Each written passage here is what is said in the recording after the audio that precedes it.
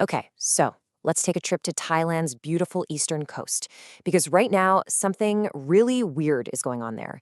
You've got global markets just reeling from all this instability, but one sector here, it's not just doing okay, it's exploding.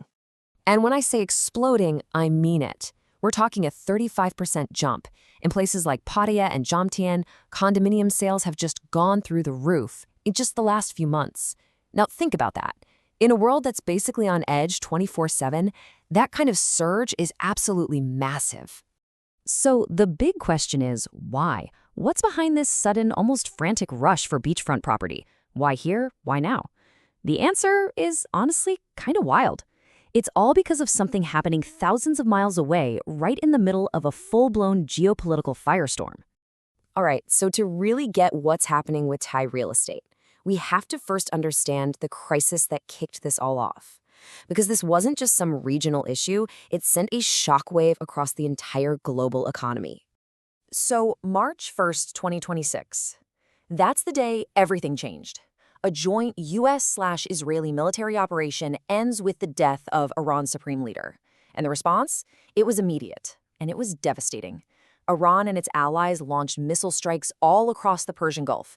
And here's the kicker, major airports, the huge hubs like Dubai, Doha, and Abu Dhabi, they were shut down.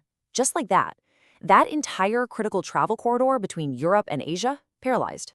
And this conflict immediately created this incredibly dangerous economic chokehold. I'm talking about the Strait of Hormuz. Think of it as the world's oil jugular.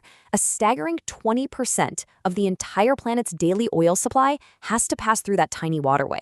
So the second that was threatened, yeah, energy markets completely panicked. Okay, so all this global chaos, right? It's now slamming into Thailand's biggest, most ambitious development zone. But it's hitting it in a really strange way, with two powerful and completely opposite economic forces at the very same time. It's this bizarre mix of incredible opportunity and just massive risk. And the area at the center of this storm, it's called the Eastern Economic Corridor, or the EEC.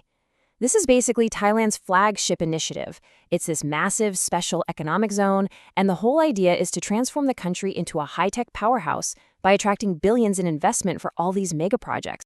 And this is where things get really interesting, where you see that paradox play out. On the one hand, you've got what we can call the safe haven effect. The Middle East is in turmoil, so expats and wealthy individuals are looking for a safe place to park their money. Where do they go? Thailand. That's what's fueling that condo boom we saw. But at the exact same time, you have the inflationary drag. That same crisis sends oil prices through the roof, and suddenly, the cost of building anything just skyrockets. And that drag is all about oil. I mean, look at these numbers. Before the crisis, you're looking at maybe $73 a barrel.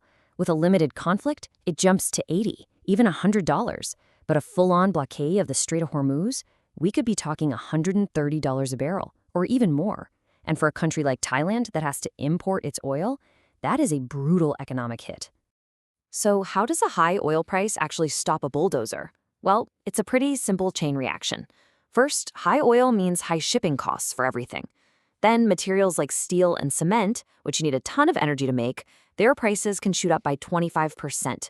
All of a sudden, those giant construction contracts that were signed at a fixed price, they're now losing money.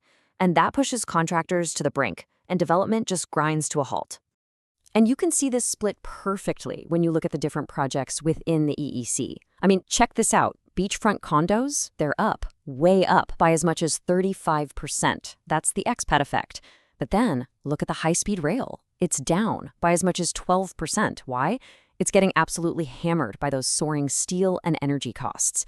You've got a boom and a bust, literally happening side by side in the same development zone. But in all of this chaos, there's one project that's the perfect story of this whole situation. A massive airport project that, honestly, through a combination of smart planning and just pure dumb luck, is now in the perfect position to thrive. Let's look at the timeline for the Utapao airport expansion. For years, this thing was basically stuck, completely tied up with that delayed high-speed rail. But then, on January 29th, 2026, get this, just 1 month before the crisis hit, they made a key decision to decouple the airport from the rail project. Let it go forward alone. The final go-ahead came on April 3rd, right at the exact moment the world was scrambling for new ways to fly between continents. You can't make this timing up. And we're not talking about some small regional airport here. The ambition is enormous. With those Middle East hubs paralyzed, Utapao is now being positioned as a new global gateway. The ultimate goal? To handle 60 million passengers a year. That's on the same level as some of the biggest international airports in the world.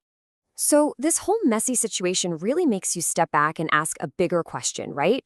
What does this mean for the entire vision of Thailand's economic future? I mean, what's really on the line here in this crazy, high-risk, high-reward game? Because you got to remember, the EEC isn't just about building factories. The vision is so much bigger.